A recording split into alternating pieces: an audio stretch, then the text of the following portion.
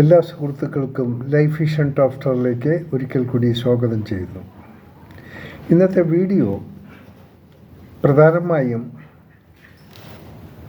വിവാഹപ്രായം എത്തി നിൽക്കുന്ന പെൺകുട്ടികളുടെ പേരൻസിൻ അവരുടെയൊക്കെ ശ്രദ്ധയ്ക്ക് വേണ്ടിയാണ്. നമുക്കറിയാം, നമ്മുടെ പ്രത്യേകിച്ച് കേരളത്തിൽ നിന്നും ഒട്ടനവധി ചെറുപ്പക്കാർ ഇപ്പോൾ പുറം രാജ്യങ്ങളിലാണ് ജോലി ചെയ്യുന്നത്. പ്രത്യേകിച്ച് യൂറോപ്യൻ രാജ്യങ്ങളിൽ, UK, അമേരിക്ക, ഓസ്ട്രേലിയ, കാനഡ, അങ്ങനെ പല ഭാഗങ്ങളിലും ജോലി ചെയ്യുന്നവരുണ്ട്. ഇവരേതാണ്ട് പോയി 1-2 വർഷങ്ങളൊക്കെ അവിടെ പണി ചെയ്യും, നാട്ടിൽ വരും, പോകും ഒക്കെ ആണെങ്കിലും ഇവർക്ക് വിവാഹ സമയമാകുമ്പോൾ പേരൻസ് ഇപ്പോൾ ആൺകുട്ടികളാണെങ്കിൽ പെൺകുട്ടികളെ കണ്ടെത്താൻ ശ്രമിക്കും. അത് പരസ്യങ്ങളിലൂടെ ആയിരിക്കും, ചിലപ്പോൾ ദല്ലാളന്മാരിൽ കൂടി ആയിരിക്കും, ഏജൻസിമാരൊക്കെ കാണും. അപ്പോൾ ഇങ്ങനെയുള്ള സന്ദർഭങ്ങളിൽ പ്രധാനമായും നമ്മുടെ കേരളത്തിലുള്ളവർ ഒരു പെൺകുട്ടി ഉണ്ടെങ്കിൽ മോളെ പുറത്ത് വർക്ക് ചെയ്യുന്ന ഒരു പയ്യനെ കൊണ്ട് വിവാഹം കഴിക്കാൻ സ്വാഭാവികമായി എല്ലാവരും ആഗ്രഹിക്കാറുണ്ട്. പല വെറൈറ്റീസാണ്. ചില പേരൻസ് നാട്ടിൽ ജോലിയുള്ള ഒരാളെ കൊണ്ട് വിവാഹം കഴിപ്പിക്കണം, ഇങ്ങനെ പല രീതിയിലും. പക്ഷേ മെജോറിറ്റി ഓഫ് ദ പാരൻസ് ആഗ്രഹിക്കുന്നത് പുറത്തുള്ള ഏതെങ്കിലും ജോലിയുള്ള പയ്യനെ കൊണ്ട് വിവാഹം കഴിപ്പിക്കണം. ഇതിൽ വലിയ അപകടങ്ങൾ പതിയിരിപ്പുണ്ട്. അതാണ് ഞാനിപ്പോൾ ഹൈലൈറ്റ് ചെയ്യാൻ പോണത്. പ്രധാനമായും പുറം രാജ്യങ്ങളിൽ വർക്ക് ചെയ്യുന്ന ഒരു ചെറുപ്പക്കാരൻ അവൻ എന്ത് സ്റ്റാറ്റസിലാണ് വർക്ക് ചെയ്യുന്നത്, എന്ത് വർക്കാണ് ചെയ്യുന്നത്, ഈ വ്യക്തിക്ക് അവിടെ വർക്ക് ചെയ്യാനുള്ള PR, അത് പെർമനൻറ്റ് റെസിഡൻസ് ഉണ്ടോ, ഇതൊക്കെ അന്വേഷിക്കണം. ഇതൊക്കെ അന്വേഷിച്ചതിന് ശേഷം മാത്രമായിരിക്കണം ഒരു ഫൈനൽ ഡിസിഷൻ എടുക്കേണ്ടത്. കാരണം നമ്മൾ പരസ്യം കൊടുക്കുമ്പോൾ പുറത്തുള്ളവരുടെ പ്രിഫർ ചെയ്യുന്നൊക്കെ കൊടുക്കുമ്പോൾ പുറത്തുള്ളവർ അവരുടെ പേരൻസിനൊക്കെ ബന്ധപ്പെടും. ബട്ട് പല പേരൻസിനും പറ്റുന്ന അബദ്ധം, യഥാർത്ഥത്തിൽ ഒരു വിവാഹത്തിന് ഒരാലോചനയുമായി ആരെങ്കിലും വന്നു കഴിഞ്ഞാൽ അവരോട് അറിയേണ്ട കാര്യങ്ങൾ പ്രധാനമായി കേൾക്കാറില്ല. ഇവർ ഏത് രാജ്യത്ത് ജോലി ചെയ്യുന്നു, അവർക്ക് ശമ്പളം കിട്ടുന്നുണ്ട്, നാട്ടിൽ പൈസ വരുന്നുണ്ട്, ഒക്കെ ഇത് മാത്രമേ അറിയൂ. എന്നാൽ ഇവരുടെ ജോബിൻ്റെ ഗ്യാരണ്ടി, അവർക്ക് ആ രാജ്യത്ത് താമസിക്കാൻ ഒരു പെർമനൻറ്റ് റെസിഡൻസ് ഉണ്ട്. അതിനെ ഈ സാധനം PR എന്ന് പറയില്ല. അതുണ്ടെങ്കിൽ മാത്രമേ അവർക്ക് അവിടെ ഒന്ന് ജോലി ചെയ്യാൻ പറ്റൂ. ഒരു പക്ഷേ ഇവർ ചെയ്യുന്ന ജോലി ഇവർക്ക് പെർമിറ്റ് കാണത്തില്ല. ഒരു 2-3 വർഷം നിന്ന് കഴിഞ്ഞാൽ അവർക്ക് തിരിച്ചു വരണം. ഇത് തിരിച്ച് വന്നാൽ അവർക്ക് തിരിച്ചു പോകാൻ വയ്യാത്ത അവസ്ഥയും ഉണ്ടാകും. അത് വളരെ ശ്രദ്ധിക്കേണ്ടതാണ്. അതിന് ചെയ്യാമെന്നുള്ളത്, ഏത് പ്രപ്പോസൽ ആര് കൊണ്ടുവന്നാലും ആധികാരികമായി തന്നെ പേരൻസ് ചോദിച്ചിരിക്കണം, നിങ്ങളുടെ പെർമിറ്റിൻ്റെ കാലാവധി, നിങ്ങൾക്ക് അവിടെ വർക്ക് ചെയ്യാനുള്ള പെർമിറ്റ്സ് ഉണ്ടോ. ഒരുപക്ഷേ ഈ സ്റ്റുഡൻ്റായിട്ട് പോയവർ തന്നെ 2-3 വർഷം ഇത് കഴിഞ്ഞ് അവർക്ക് അവിടെ 1 വർഷമൊക്കെ ഫ്രീ ആയിട്ടൊന്ന് ജോലി ചെയ്യാൻ പറ്റും. ആ ഒരു പീരീഡിൽ വിവാഹം കഴിക്കുന്നവരാണ് ഏറ്റവും കൂടുതൽ. അവരെയാണ് നമ്മൾ ശ്രദ്ധിക്കേണ്ടത്. കാരണം അവർക്ക് വീണ്ടും തിരിച്ചു പോകാമെന്നുള്ള ഉദ്ദേശമായിരിക്കും. ചിലപ്പോൾ അപ്പോൾ തിരിച്ചു പോകാൻ വയ്യാത്തൊരവസ്ഥയുമായിരിക്കും. അപ്പോൾ ഇതിന് വളരെ പ്രധാനം വെച്ചാൽ നമ്മൾ ചെറിയൊരു ബോഡി ഗാർഡ് ഒരു കമ്മ്യൂണിക്കേഷൻ നടത്തി കഴിഞ്ഞാൽ, ഈ പെൺകുട്ടിയാണുണ്ടെങ്കിൽ ഈ പെൺകുട്ടിയെ ആ കല്യാണം കഴിക്കാൻ പ്രപ്പോസ് ചെയ്യുന്ന പേരുമായിട്ട് ഇൻട്രാക്ട് ചെയ്യാനുള്ള സൗകര്യം കൊടുക്കണം, കമ്മ്യൂണിക്കേഷൻ ചെയ്യാനുള്ള സൗകര്യം അനുവദിക്കണം. കാരണം ഈ കുട്ടിക്ക് അവനിൽ നിന്ന് പലതും അറിയാൻ പറ്റും. നമുക്ക് എന്തൊക്കെ കാര്യങ്ങൾ അറിയണം, ഇത്രയും കാര്യങ്ങളൊക്കെ ആ കുട്ടികളിൽ കൂടി ആ കല്യാണം കഴിക്കാൻ പോണ പയ്യനിൽ നിന്നും അറിഞ്ഞിരിക്കണം.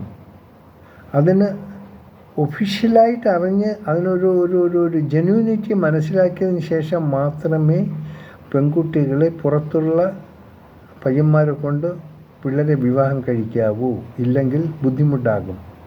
ഇല്ലെങ്കിൽ ഇവിടെ വരും, വിവാഹം കഴിക്കും, ആഷ്പൂഷ് വിവാഹം ഒക്കെ നടത്തി കുറച്ച് വീടും ഒക്കെ സൗകര്യമൊക്കെ കാണുമെങ്കിലും അവർ തിരിച്ചു പോകാൻ വയ്യാത്ത ഒരു സ്റ്റേജ് ആണെങ്കിൽ വളരെ ബുദ്ധിമുട്ടാണ്. ഇങ്ങനെ പലർക്കും അബദ്ധം പറ്റിയിട്ടുണ്ട്. പലരും വന്ന് വലിയ ആഷ്പൂഷ് വിവാഹം നടക്കും, കാറ് കൊടുക്കും, പല പ്രശ്നമെല്ലാം കൂടെ അവസാനം ഇവനെ തിരിച്ചു പോകാൻ പറ്റാത്തൊരവസ്ഥയാകും, നാട്ടിൽ തന്നെ അങ്ങ് അടിഞ്ഞുകൂടും. അപ്പോൾ ആ അബദ്ധം ആർക്കും പറ്റാതിരിക്കാൻ ശ്രമിക്കണം. പ്രത്യേകിച്ച് ഇപ്പോൾ ചെറുപ്പക്കാരൊന്നും നാട്ടിലില്ല. അവരെല്ലാം ആൾമോസ്റ്റ് ഒത്തിരി അറൗണ്ട് 60% ചെറുപ്പക്കാർ ഇപ്പോൾ യൂറോപ്യൻ രാജ്യങ്ങൾ അവിടെ ഇവിടെയൊക്കെ കുടിയേറിയിരിക്കുകയാണ്. പക്ഷേ ഇവർ വിസിറ്റിങ്ങിൽ പോയവരായിരിക്കാം, മറ്റെന്തെങ്കിലും മാർഗത്തിൽ പോയി അവിടെ ജോലി ചെയ്യായിരിക്കാം. അവിടെ ജോലി ഇപ്പോൾ ഈ അമേരിക്കയിൽ തന്നെ പലരുമുണ്ട്, എത്രയോ ആൾക്കാർ അവിടെ അനധികൃതമായി അവിടെ നിന്ന് ജോലി ചെയ്യാണ്. അവർക്ക് ഇങ്ങോട്ട് തിരിച്ചു പോരാൻ പറ്റില്ല. ഇനി വിവാഹം കഴിച്ചതിന് ശേഷം അനധികൃതമായി പോണവരുണ്ട്. അവർക്ക് തിരിച്ചു വരാൻ വയ്യാത്ത സ്റ്റേജിൽ അങ്ങനെ കുടുങ്ങിയിരിക്കുന്ന പല ഫാമിലീസുമുണ്ട്. അപ്പോൾ നാട്ടിൽ ഒരു വിവാഹം ചെയ്താൽ ഇതിൽ ഏറ്റവും സുരക്ഷിതമെന്ന് വെച്ചാൽ നാട്ടിൽ ഉള്ള ഒരു പയ്യനാണ്, അറിയുന്നവരാണ്. എൻ്റെ വേറെബോട്ട്സ് അറിയാൻ പറ്റും, എവിടെയാണ് ജോലി ചെയ്യുന്നത് അറിയാൻ പറ്റും, അവരുടെ കുടുംബങ്ങളുടെ വേറെബോട്ട്സ് ഒക്കെ അറിയാൻ പറ്റും. പക്ഷേ പുറം രാജ്യത്തിൽ ജോലി ചെയ്യുന്നവരുടെ വേറെബോട്ട്സ് അറിയുക അത്ര എളുപ്പമില്ല. അത് അവർ തന്നെ പറയണം.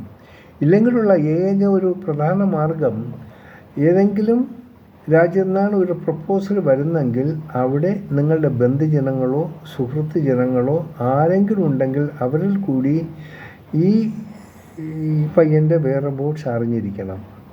നിങ്ങൾക്കിതെല്ലാം അറിയാനും ഒക്കെ കിട്ടുന്ന ഒരു ബ്രീത്തിങ് ടൈം എന്ന് പറയുന്നത് ഈ വിവാഹത്തിന് മുമ്പുള്ളൊരു സമയമാണ്. അല്ലാതെ ഇപ്പോൾ അമേരിക്കയിലാണോ ഫ്രാൻസിൽ നിന്നാണോ വന്നിരിക്കുന്നത്, അല്ലെങ്കിൽ UK നിന്നാണോ വന്നിരിക്കുന്നത്, സ്വിറ്റ്സർലൻഡിൽ നിന്നാണോ വന്നിരിക്കുന്നത്, പല രാജ്യം അത് ആ രാജ്യവും നല്ല ഇതാണ്, അങ്ങനെയൊക്കെ കേട്ടിട്ടൊന്നും വെറുതെ അബദ്ധത്തിൽ ചാടിപ്പോകരുത്, കുടുങ്ങരുത്. കുടുങ്ങിയാൽ നിങ്ങളുടെ കുഞ്ഞിൻ്റെ ഭാവി നശിക്കത്തേ ഉള്ളൂ. ഇനിയിപ്പോൾ എല്ലാവരും ഞാൻ മോശമെന്ന് പറയുന്നില്ല, ജെന്യൂനിറ്റി ആൾക്കാരുണ്ട്, ജെന്യൂൻ അല്ലാത്തവരുമുണ്ട്. അപ്പോൾ ഒരു വിവാഹം എന്ന് പറയുന്നത് വളരെ ശ്രദ്ധിക്കേണ്ടത്, പേരൻസ് ശ്രദ്ധിച്ചെങ്കിൽ മാത്രമേ അതിൻ്റെ ആക്ച്വലായിട്ടത് മനസ്സിലാക്കാൻ പറ്റൂ. പിന്നെ ചിലർ വന്നേക്കാം, ഒരു ഷോർട്ട് വെക്കേഷൻ വരും, ഇവിടെ വന്ന് എൻഗേജ്മെൻറ്റ് ഒക്കെ ചെയ്ത് പിന്നെ അവരെല്ലാം ഇൻട്രാക്റ്റ് ആകും, സംസാരിക്കാൻ ഇതെല്ലാം അവർ വലിയ കമ്പനിയാകും. ആ പയ്യനും കുട്ടിയും അടുത്ത തവണ ഒരു വിവാഹം കഴിക്കാമെന്ന് പറയും. പക്ഷേ ആ ഒരു കമ്മ്യൂണിക്കേഷനിൽ കൂടി ഈ കുട്ടികൾ മനസ്സിലാക്കണം അവരുടെ ബോഡികൾ, അവരുടെ വിസ സ്റ്റാറ്റസ് എന്താണ്, ജോബ് സ്റ്റാറ്റസ് എന്താണ് ഒക്കെ അറിയാൻ സാധിക്കും. കുറച്ച് സമയമെടുത്ത് ഇൻട്രാക്ട് ചെയ്യുമ്പോൾ ഇവർ പരസ്പരം സംസാരിക്കുമ്പോൾ അത് അറിയാൻ പറ്റും. അങ്ങനെയുള്ള സൗകര്യം കുട്ടികൾക്കും പേരൻസ് ചെയ്തു കൊടുക്കണം. അതിൻ്റെ അർത്ഥം അത് കൊള്ളത്തില്ല അങ്ങനെയല്ല, ഈസ് നോട്ട്. ഇപ്പോൾ is A common world, is A ലോകം ഇപ്പോൾ ഒത്തിരി പുരോഗമിച്ചിരിക്കുകയാണ്. അതുകൊണ്ട് കുട്ടികൾക്ക് നല്ല ബുദ്ധിയുണ്ട്, അവർക്കറിയാൻ പറ്റും. ഇതില്ലെങ്കിൽ നിങ്ങൾ ആരെങ്കിലും പിടിച്ച് ഒരു വിവാഹം ചെയ്തു കൊടുക്കും, അവസാനം നിങ്ങളുടെ ഫ്രണ്ടിൽ തന്നെ ആ കുട്ടി കഷ്ടപ്പെടുന്നത് കാണാനുള്ളൊരു സാഹചര്യം നിങ്ങൾ ഉണ്ടാക്കരുത്. അപ്പോൾ ഏതിനും എന്ത് ചെയ്താൽ തന്നെയും അതിനെക്കുറിച്ച് സമയമെടുത്ത് ദീർഘമായ രീതിയിൽ അതിന് ദീർഘവീക്ഷണം ഉണ്ടായിരിക്കണം, അവരെക്കുറിച്ച് വ്യക്തമായിട്ട് അറിഞ്ഞിരിക്കണം. ഇതെല്ലാം അറിഞ്ഞതിന് ശേഷം മാത്രമേ ഒരു വിവാഹ ബന്ധത്തിൽ ഇടപെടാവൂ.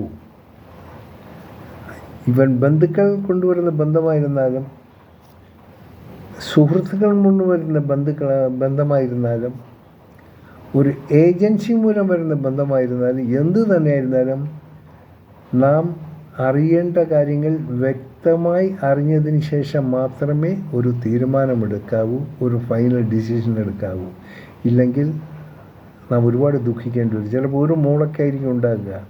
അതോ ഈ വീഡിയോ കാണുന്ന എല്ലാ സുഹൃത്തുക്കളും പാരൻസ് പ്രത്യേകിച്ചുണ്ടെങ്കിൽ നിങ്ങൾ ഇതൊന്ന് ശ്രദ്ധിക്കണം, വളരെ ശ്രദ്ധിക്കണം.